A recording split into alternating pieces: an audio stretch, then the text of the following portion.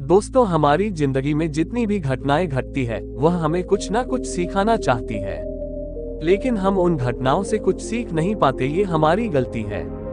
एक बार की बात है, एक बूढ़े व्यक्ति ने गौतम बुद्ध और उनके शिष्यों को ऐसी शिक्षा दी जो बुद्ध उनके शिष्यों को नहीं सिखा पाए थे। दोस्तों, एक बार गौतम बुद्ध अपने भिक्षुओं के साथ एक वृक्ष के नीचे बैठ विश्राम कर रहे थे। उस वृक्ष की छांव में बुद्ध अपने भिक्षुओं की जिज्ञासा दूर कर रहे थे। बुद्ध के सभी भिक्षु एक एक करके उनसे प्रश्न पूछ रहे थे और गौतम बुद्ध उनके प्रश्नों के उत्तर दे रहे थे।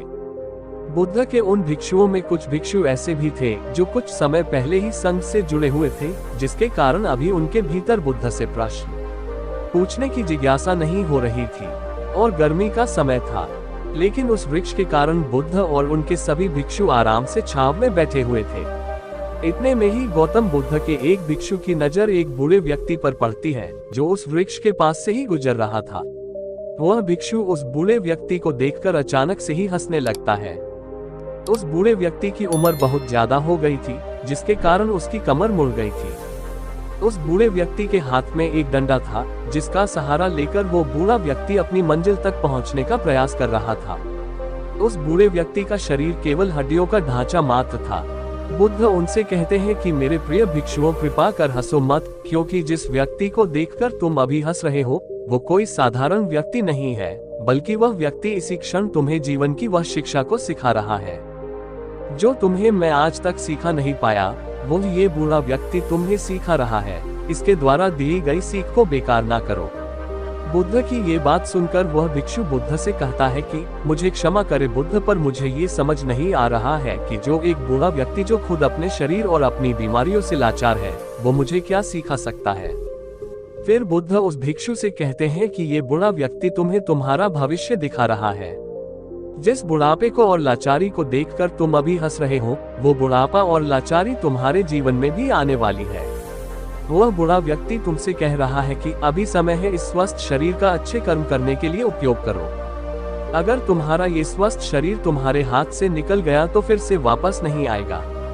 और अभी तुम्हारा ये शरीर सही से काम कर रहा है, जैसे कि तुम्हारे हाथ, पैर, आंख, कान और ये सभी चीजें सही से काम कर रही है। क्या ये छोटी बात है? और क्या तुम इसे मामूली सी बात समझ रहे हो?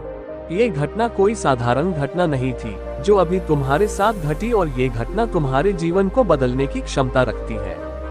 ठीक इसी तरह की घटना ने मेरा जीवन बदला था और इस तरह की घटना के कारण ही मैं आज बुद्ध हूँ। तुम्हें यह विचार ही नहीं आया कि मैं उस बूढ़े व्यक्ति से कुछ सीख सकता हूँ। उसे देखकर केवल तुम्हें हंसी आ गई। ऐसा इसलिए हुआ क्योंकि तुम्हें अपने भीतर कहीं ना कहीं लगता है कि जिस स्थिति में आज वो बूढ़ा व्यक्ति है, उस स्थिति में तुम कभी नहीं आओगे। जिस बुढ़ापे का और लाचारी का सामना आज वो बूढ़ा व्यक्ति कर रहा है, तुम्हें लगता है कि उसका सामना तुम कभी नहीं करोगे, इसीलिए तुम उस बूढ़े व्यक्ति को देखकर हंस पाए। तुमने सच्चाई को नजरअंदाज कर दिया। अगर तुम सच्चाई को देख लेते तो चाहकर भी अपने आंखों के आंसुओं को नहीं रोक पाते, परंतु तुमने सत्य को अनदेखा कर दिया और तुम बहुत बड़ी संभावना से चूक गए। बुद्ध की ये बात सुन वो भिक्षु बुद्ध से क्षमा मांगता है और ये निश्चय करता है कि वह अपने स्वास्थ्य का उपयोग अपने अहंकार को बढ़ाने में नहीं बल्कि परम सत्य को पाने में करेगा। दोस्तों, जो लोग इस कहानी को सुन रहे हैं, हो सकता है कि आप बड़ी बड़ी समस्याओं में हो या हो सकता है कि आप परेशानियों में हो, लेकिन फिर भी एक बात को हमेशा ध्यान में रखना है कि जब तक आपका स्वास्थ्य ठीक है तब तक आप किसी भी बड़ी से बड़ी समस्या से बाहर आ सकते हैं। दोस्तों, इसीलिए बुद्ध ने कहा है कि हमारा स्वास्थ्य हमारा सबसे बड़ा उपहार है जो हमें इस सृष्टि से मिला हुआ है, इसलिए इसका उपयोग सही से करें। दोस्तों, आपको ये गौतम बुद्ध की शिक्षाप्रद कहानी कैसी लगी, कृपया हमें नीचे कमेंट बॉक्स में कमेंट करके जरूर बताएं। और आपको ये कहानी पसंद आई होगी तो अपने दोस्तों के साथ इसे अवश्य शेयर कीजिए, ताकि और लोगों को भी गौतम बुद्ध की शिक्षाप्रद कहानी मिल सके।